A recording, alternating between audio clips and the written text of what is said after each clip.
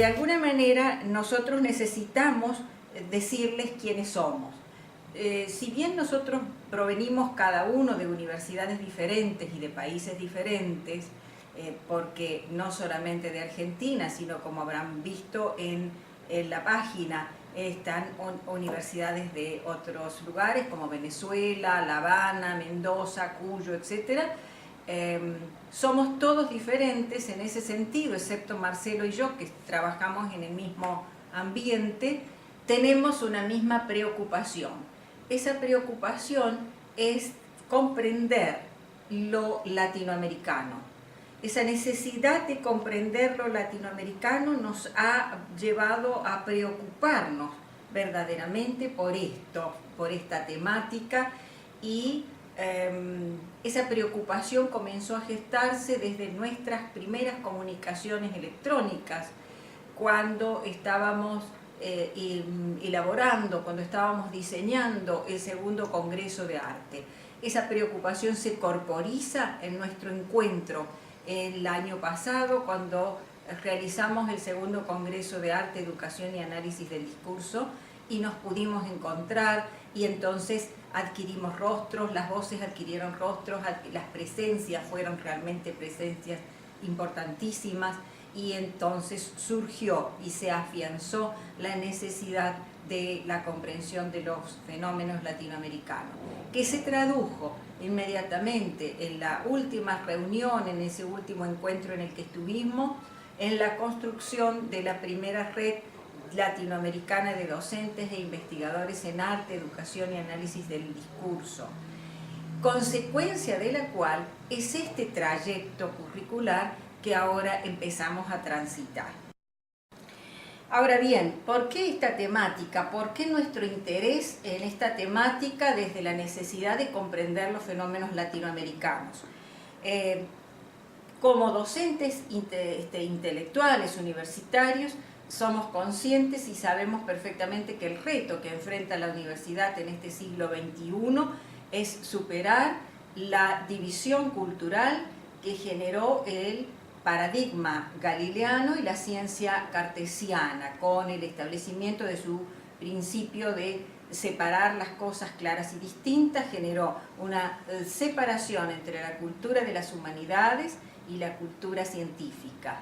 La cultura de las humanidades, vía la filosofía, vía la literatura, la poesía, la música, el arte, si bien generan un conocimiento general y producen ese conocimiento general, son capaces de reflexionar sobre el hombre, sobre el sujeto humano, sobre sus angustias, sobre el devenir del hombre. En cambio, la cultura científica, si bien es cierto, ha sido capaz de generar teorías importantísimas, nos ha dado la posibilidad de entender no solo los fenómenos más microscópicos, sino la posibilidad de entender el espacio, los otros astros que podemos encontrar y todas las maravillas que están en el universo. Bueno, sin embargo, la ciencia no es capaz de reflexionar acerca de su propio devenir. ¿Qué es lo que hace falta? Hace falta, y de eso somos absolutamente conscientes, que ese espacio enorme que generó el paradigma cartesiano, esa escisión enorme que quedó allí, esa herida que quedó sin zanjar, bueno, en este siglo XXI los universitarios tenemos la necesidad de poder llenar ese espacio y poder de nuevo acercar ambos grupos de la cultura y poder entonces generar ese encuentro. ¿Cómo podemos lograr esto? Es muy claro el pensamiento complejo en ese sentido, es muy claro en cómo hacerlo. ¿Qué necesitamos? Reformar nuestro pensamiento, reformar nuestro conocimiento. ¿De qué manera? Por cierto, en primer lugar, estableciendo diálogos disciplinares, diálogos interdisciplinares, efectuando una educación contextualizada, comprendiendo la multidimensionalidad de los fenómenos, trabajando la transdisciplina. Y aquí, si bien es cierto, la transdisciplina en sí no es un concepto nuevo, es un concepto que ya venía de antes, pero probablemente la comprensión que logramos en este momento acerca de ella es diferente. ¿Dónde estriba? Estriba en que no solamente tenemos en primer lugar que recitarla, es necesario hacerla un hábito dentro de nuestras actividades en la universidad. La transdisciplina entendida como la construcción de ese nuevo espacio que tenemos que construir entre todas las ciencias, y entonces aquí es donde empieza a entenderse por qué nuestra necesidad de trabajar temas que uno dice, bueno, son tan disímiles: el arte, el análisis del discurso, la educación, la filosofía, la cultura científica. Pues todo ello tiene que venir a conformar ese espacio que quedó, esa escisión que causó el pensamiento cartesiano.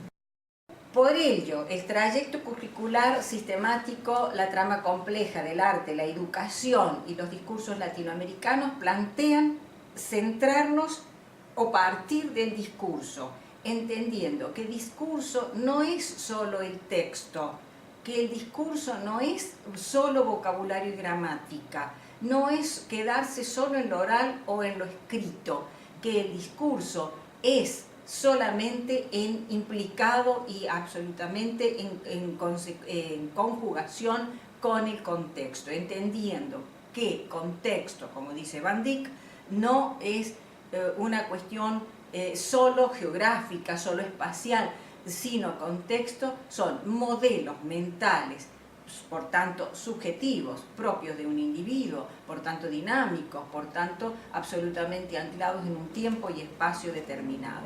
Ahora, nos interesa comprender desde ese lugar los discursos cotidianos que dice la gente común.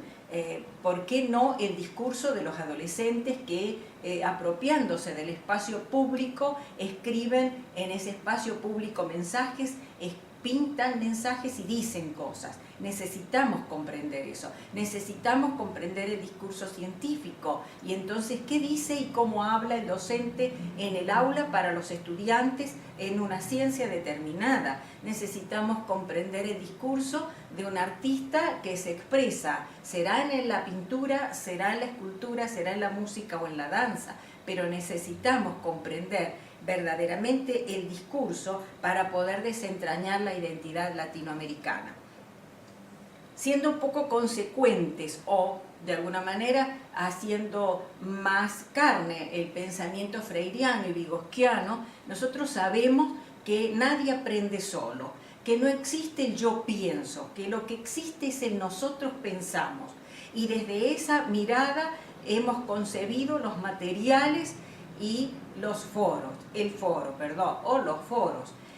Los materiales que van a ser explicados por Marcelo ahora, de qué manera se van a trabajar, y los foros concebidos como espacio de encuentro, de diálogo, ese espacio que yo rescato como necesario para el diálogo interdisciplinar. Bueno, el foro, entonces, allí como espacio de debate, de interrelación, es importantísimo para nosotros a cómo se va construyendo ese conocimiento. ¿Por qué? Porque somos conscientes, todo el colectivo de docentes, que el conocimiento no es lineal, que el conocimiento es un proceso en espiral que se va construyendo, en el que cada uno lo va a hacer con total libertad y entonces podrá determinar o elaborar su propia versión de cómo es su propio conocimiento.